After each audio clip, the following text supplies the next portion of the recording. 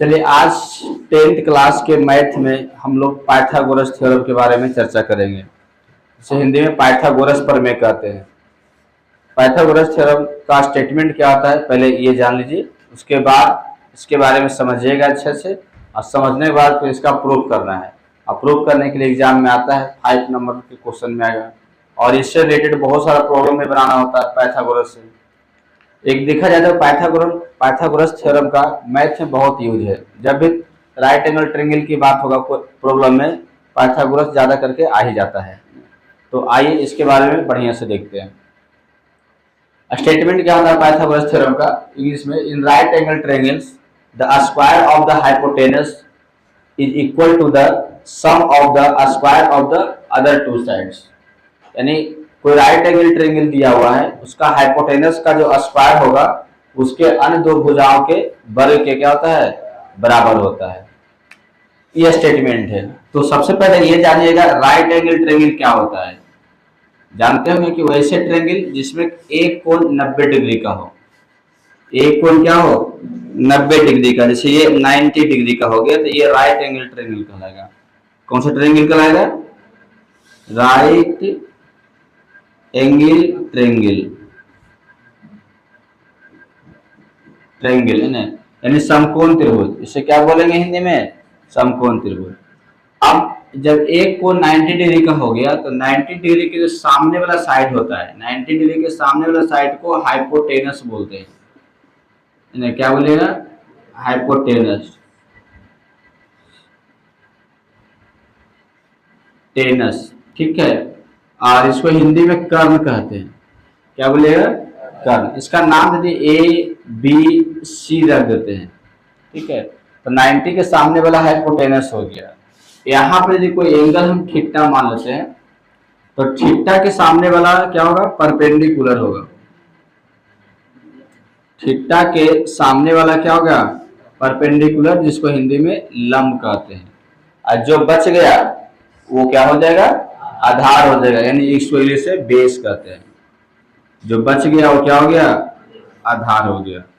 तो फिर से समझिएगा, यदि समकोण त्रिभुज की हम बात करते हैं तो 90 डिग्री के सामने वाला हाइपोटेनस कर्ण हो गया, जो एंगल बन रहा है उसके सामने वाला परपेंडिकुलर लंब हो गया, और जो बच गया वो क्या हो गया?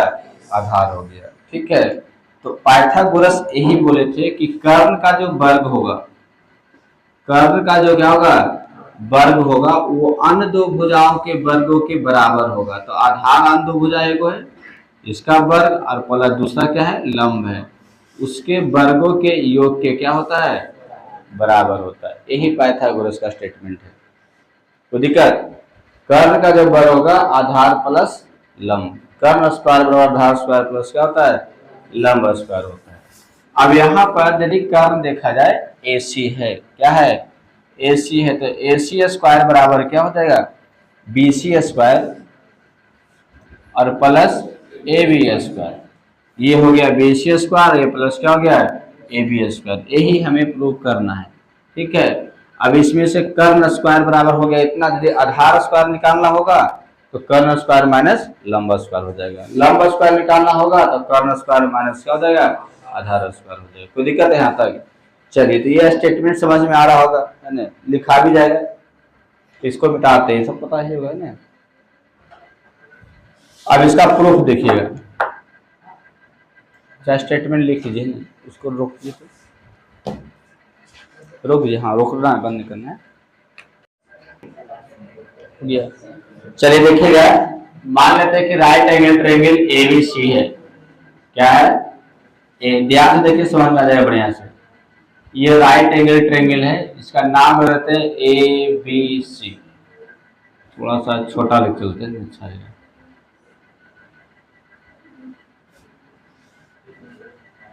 ठीक है।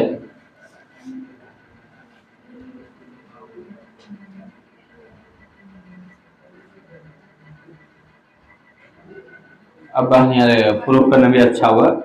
इसको मान लेते हैं A यहाँ पर है, ये B है, और ये क्या है? C है। समकोण यहाँ B पर 90 डिग्री बन रहा है। B पर क्या बन रहा है? 90 डिग्री। ये समकोण त्रिभुज हो जाएगा। जिसमें एक कोण 90 डिग्री हो वो क्या कहलाता है?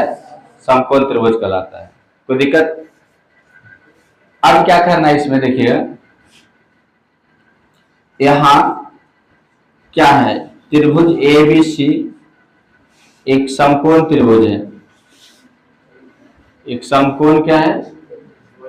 त्रिभुज है, जहां कोण बी बराबर क्या है? कोण बी बराबर क्या है? 90 डिग्री। अब बी जब 90 है तो इसके सामने वाला भुजा ये कर्ण हो जाएगा। ये क्या हो जाएगा? कर्ण, हाइपोटेनस, ये हो जाएगा। सिद्ध क्या करना है आप जानते हैं? सिद्ध करना है कि क्या करना है? हाँ, ए सी स्क्वायर बराबर ए बी स्क्वायर प्लस क्या होगा? बी सी स्क्वायर, यही हमें सिद्ध करना है। क्योंकि ए सी कर्ण हो गया, 90 डिग्री के सामने वाला भुजा कर्ण होता है, तो कर्ण का जो स्क्वायर होगा अन्य दो भुजाओं के स्क्वायर के योगफल के क्या होगा? बराबर होगा। यानी ए सी स्क्वायर बराबर A B square plus B C square, यही हमें दिखाना है इस ट्रायंगल में। कोई दिक्कत? इसे दिखाने के लिए हमें क्या करना होगा बता सकते हैं?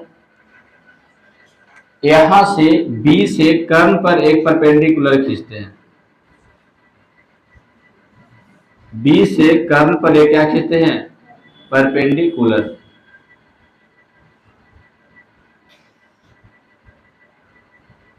इस प्रकार से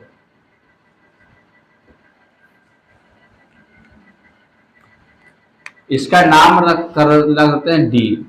क्या नाम रखिएगा? डी। तो ये 90 डिग्री हो जाएगा और ये पूरा का पूरा क्या था? 90 था। इतना बात समझ में आ रहा होगा।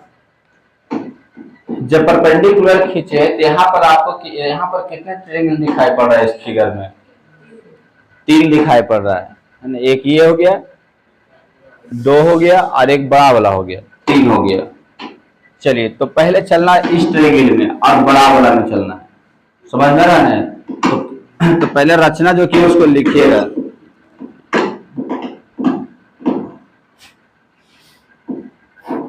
चलिए, रचना में हमने क्या किए पता है? रचना में हमने बी डी परपेंडिकुलर ए सी खींचा, यही रचना हुआ है। बी डी परपेंडिकुलर क्या किया? ए सी खींचा, मतलब ए सी पर बी डी का हमने एक परपेंडिकुलर लंब खींचते हैं।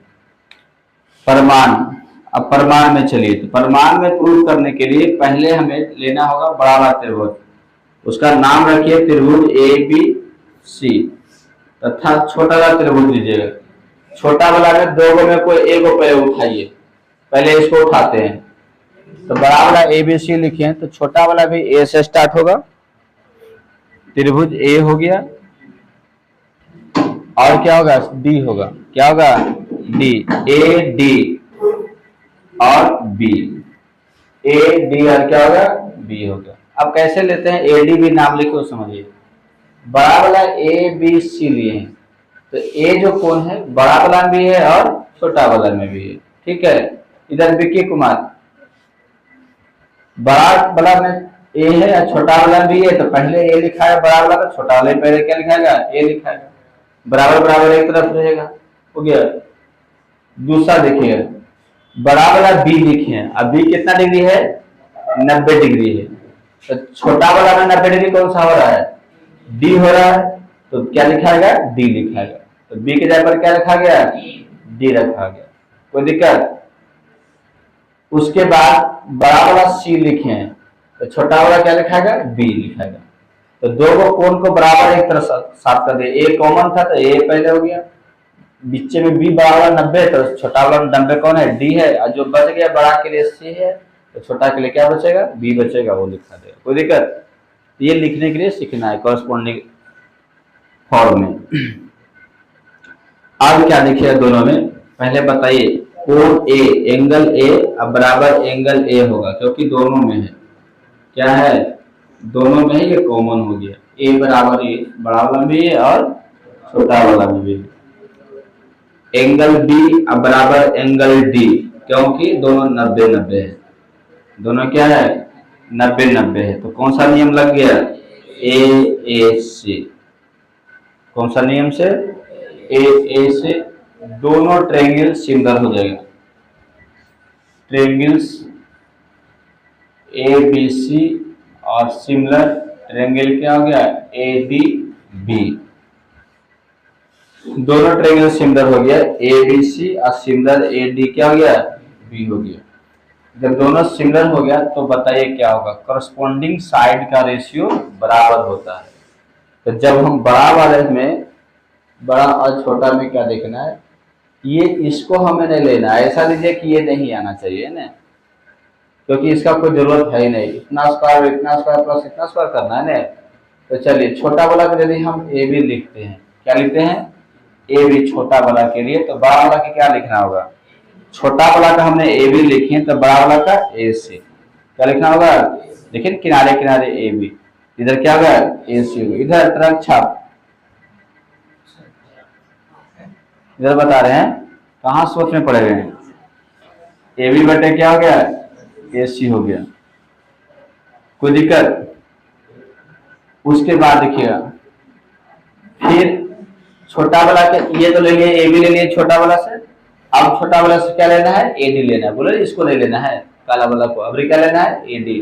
तो फिर छोटा वाला जब ए डी ले लिए हैं, छोटा वाले से ए डी, ये हो गया ना ए डी, तो इसमें क्या लेना होगा, ए बी, तो बटे क्या हो जाएगा, ए बी हो गया, कोई दिक्कत।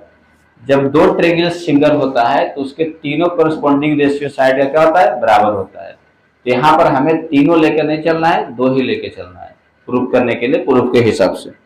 ये बीच वाले हमें क्या करना है, नहीं लेना ब्लैक वाला। चलिए अब इसको क्रॉस मल्टीप्लीकेशन कीजिएगा तो क्या होगा, ए बी गुने ए बी क्या हो जाएगा, ए बी स्क्वायर हो जाएगा, इधर क्या हो जाएगा ए सी अब गुने ए डी, इसको समीकरण हम एक मान लेते हैं, ए सी गुने ए डी क्या, अच्छा ए डी, हाँ इसको समीकरण हम क्या मान लेते हैं, एक मान लेते हैं। फिर से देखिएगा बड़े बड़े ट्रेंगल और ये छोटा बड़ा ट्रेंगल को हमने सिमिलर किए हैं, कौन सा नियम से, ए का नियम से। और जब सिमिलर हो गया तो हमें करस्पॉन्डिंग साइड का रेशियो क्या करना है, बराबर करना है। तो करस्पॉन्डिंग साइड में कौन कौन लेना है साइड, ये डिपेंड करता है। ऐसे तो तीन साइड होता है तो हम तीनों ले सकते हैं, लेकिन यहाँ पर तीनों की जरूरत नहीं है, यहाँ पर जरूरत कितने का लेना है, दो का लेना है। तो छोटा वाला से लेना शुरू कीजिए, जब ए बी लीजिएगा छोटा में ए बी, ए और बी देखिए किनारे किनारे, तो बड़ा वाला क्या लेना होगा, ए सी, नीचे नीचे ए सी हो गया। फिर छोटा वाला ए डी लीजिएगा, ए डी शुरू वाला बीच वाला, तो बड़ा वाला क्या होगा, नीचे ए बी हो जाए, ए बी लिखा गया। और छोटा वाला बी डी नहीं लेना है, क्योंकि प्रूफ करने में कर्ण स्क्वायर बराबर लंब स्क्वायर प्लस आधार स्क्वायर, ये तो आ ही नहीं रहा है, इसलिए उसको नहीं लेना है। फिर क्रॉस मल्टीप्लीकेशन, तो ए बी गुने ए बी स्क्वायर हो जाएगा, इधर हो जाएगा ए सी गुने क्या हो गया, ए डी हो गया। अब क्या चलिएगा, फिर त्रिभुज ए बी सी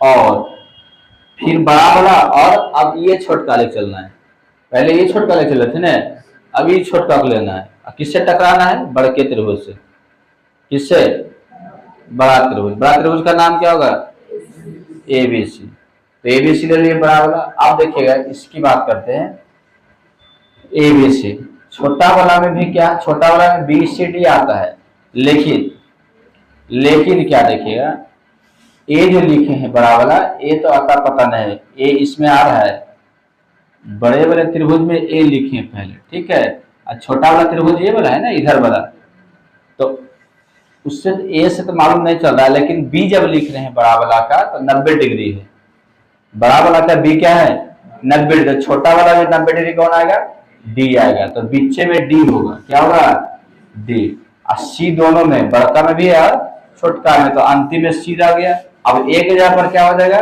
बी हो जाएगा, याद रखना, ऐसे लिखते समय क्या समझे। बड़े वाले ट्रायंगल में अंतिम में सी है और सी दोनों त्रिभुज में कॉमन है, तो इसमें भी अंतिम में क्या हो गया, सी हो गया। बड़े वाले त्रिभुज में बी 90 है और छोटा वाला में डी 90 है, तो बीच में बी, तो इसमें बीच में डी होगा। अब बच गया बड़ा वाला में ए और छोटा वाला में बच गया बी, बड़ा वाला में शुरू में ए तो छोटा वाला शुरू में क्या हो गया, बी हो जाएगा, कोई दिक्कत।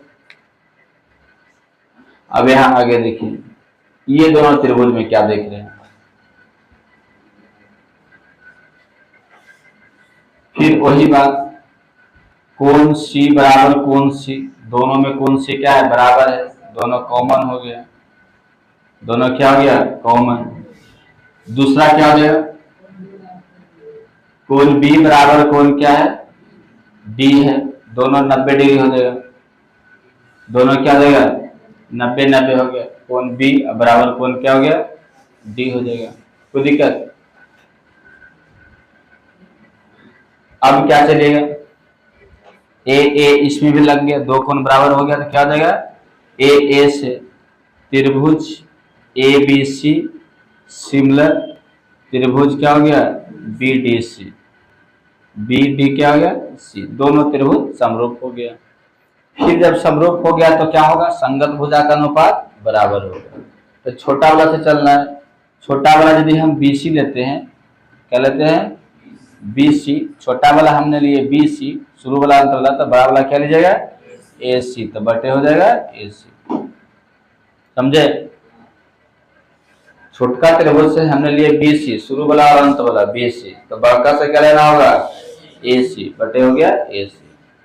फिर छोटका से BC लेंगे तब क्या लेना है, CD, क्या लीजिएगा, CD। तो जब छोटका से लिए CD तो बड़का से क्या लीजिएगा, देखिएगा CD ये है ना, अंत वाला और बीच वाला, तो बड़का से क्या लेना है, BC, बीच वाला अंत वाला, तो बड़का से क्या लेना है, BC।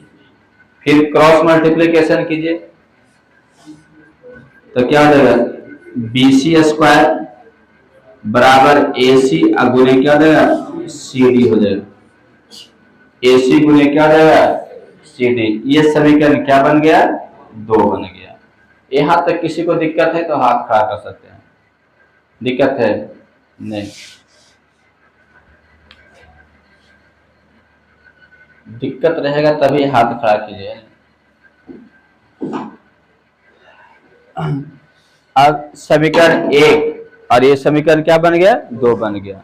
तो हमने किए कुछ नहीं, थोड़ा सा लिख दिया, उसमें क्या था, इस त्रिभुज को बड़ा से समरूप किए, फिर इस त्रिभुज को बड़ा से क्या किए, समरूप किए, और संगत भुजा का अनुपात को हमने क्या करके लिखे, बराबर करके लिखे। इस प्रकार से 2 समीकरण बन गया, 1 और 2। अब आराम से दोनों समीकरण को जोड़ दीजिए, क्या करना, दोनों को जोड़ना है, तो जोड़िए, कैसे जोड़िएगा, समीकरण 1 और 2 को जोड़ने पर, आइए जोड़ते हैं, 1 और 2, बाया तरफ जुड़ेगा, दाया तरफ जुड़ेगा, तो बाया तरफ इसमें एक में क्या है, AB स्क्वायर, अब प्लस, और बाया तरफ क्या है, BC स्क्वायर, क्या है, BC स्क्वायर, AB स्क्वायर और प्लस BC स्क्वायर। दाया तरफ क्या है इसमें बताइए, तो AC गुने AD, AC गुने क्या है, AD, अब प्लस AC गुने CD, AC गुने क्या है, CD। कोई दिक्कत? अब बताइए, इधर AC बाहर निकालिएगा, इसमें भी AC है, देखिए AC गुने BD, AC गुने क्या है, CD, तो AC को बाहर खींच लीजिए। जब AC बाहर खींचा जाएगा तो इसमें क्या बचेगा, AD, अब प्लस इसमें क्या बचेगा, CD। कोई दिक्कत? अब बताइए AD और प्लस CD क्या होगा, देखिए AD और प्लस CD ही ना, AD और प्लस क्या है, CD, दोनों जोड़िए तो AC हो जाएगा, क्या हो जाएगा, AC हो जाएगा। तो इधर हो गया AC और गुने क्या हो जाएगा, AC हो जाएगा, AC गुने क्या हो गया, AC। कोई दिक्कत? अब यहाँ पर क्या होगा, लेफ्ट में क्या था देखिए, तो AB का होल स्क्वायर प्लस BC का होल स्क्वायर, अब बराबर क्या हो जाएगा, AC का होल स्क्वायर, नहीं हो जाएगा, AC गुने AC का क्या हो गया, होल स्क्वायर। तो यही तो प्रूफ करना था, देखिएगा यही प्रूफ करना है, इधर को AC को कर दीजिए, AC का होल स्क्वायर बराबर AB का होल स्क्वायर, अब प्लस क्या हो गया, BC का होल स्क्वायर। इसी को हम बोलते हैं पाइथागोरस प्रमेय। ये क्या निकल गया, पाइथागोरस प्रमेय। तो ज्यादा हार्ड है ये, आसान ही आसान है, कोई दिक्कत? चलिए उसको रोक दीजिए।